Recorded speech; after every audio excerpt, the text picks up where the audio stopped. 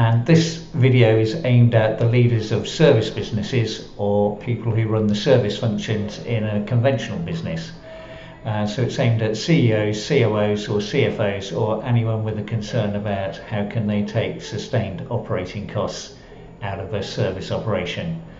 So we're going to cover three topics. What's so great about robotic process automation? What's the commercial case primarily? Secondly, what are the complications and distractions? And third, what should you do next? So the benefits are overwhelmingly commercial. So if we look at RPA, you have the ability to get a software robot costing you around £8,000 to £10,000 per year. That does the work of say 2 to 10 people in a simple to moderately complex process. That could scale up to 60 or 100 if you're running large-scale service operations like a BT or EE, and you could save considerably more as the FTEs involved in their service processes is considerably larger. So you would replace those employees. If they're offshore, they may be typically costing you about $15,000 a year. That's around £11,500, and you can look to take out 2 to 6 of those on a sustained basis. So the commercial case is very attractive indeed. In terms of costs, you'd be talking about on a very simple process probably costing you around £15,000 all in fixed cost to replace that process, up to a moderately complex process where it would be around £60,000. So effectively you're substituting capex for opex at very attractive rates. So that's the commercial case. So why is it, what are the two other reasons that people look at it and consider it? Probably because it's really fast. You're talking about being able to replace the staff involved in a simple process in 1 to 2 weeks, including testing, to a moderately complex process taking you around 6 weeks. So it's away from the world of 3-year transformation programs and digital jam tomorrow, to actually seeing the benefits in days and weeks that can be tangibly delivered. So the cost for that we've covered. So in terms of the third benefit is really around risks. So RPA gets away from trying to re-engineer and redesign all of your processes, so that can turn out to be a time-consuming and laborious and expensive process in its own right if you get ever around to finishing it. And even more if you're in a regulated industry, as those changes can take up a lot of time and effort in getting formal approval through compliance or other functions.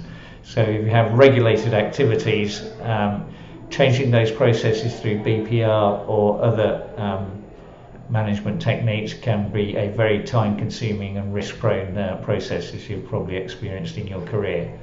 RPA takes a different approach. Is basically you're keeping your processes and your IT systems just as they are today, and you're doing labour arbitrage of replacing expensive offshore or outsourced staff with much lower cost robots who will do the work 24/7.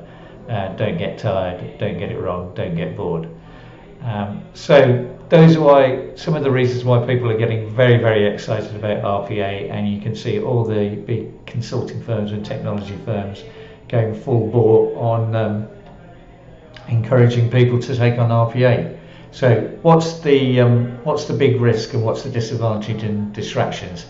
Probably the biggest distraction is spending a lot of time choosing between the principal RPA software providers.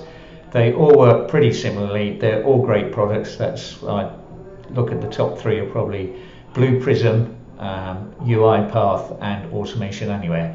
They're very similar. They have different nuances and tweaks, but all three are a great way to go and a great purchase. So try and avoid getting too sidetracked with an extended software evaluation decision. So what's the big catch? It sounds too good to be true. Well, it's basically the same in any cost reduction exercise in service processes or service businesses. The monies only get saved when the headcount gets removed, either into new roles, new functions, new tasks, or laid off, sadly. So if a lot of RPA projects are very quick at getting the software delivered and implemented, but a lot of firms have found is, as no doubt you know for your own experience, is another story, making sure that that headcount is replaced or moved on to new functions. That being said, if you have those disciplines in-house, or you use some of the techniques like Nissan do around, who are very smart around redeploying staff, then those problems can be overcome. If you'd like to learn more, you can download some of the papers from the website, details below. We'd be very pleased to have a conversation with you if you're interested to learn more, and maybe get a quick session where we come in and look at one or two of your processes and actually give you a firm idea what the cost would be and how long it would take to get those tasks to be replaced by robots. Thanks, hope you enjoyed the video.